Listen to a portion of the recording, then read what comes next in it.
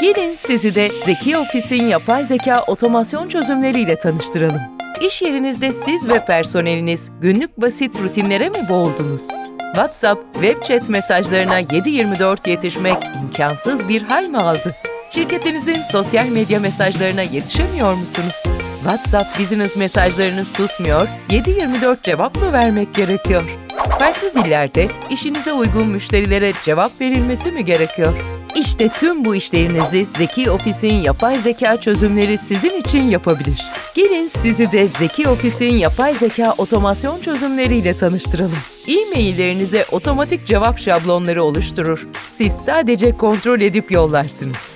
Sosyal medyadan, web canlı destekten, WhatsApp Business'tan ön fiyatlar verebilir. Randevu takviminizi bütün bu platformlardan gelen yazışma bilgileriyle oluşturur.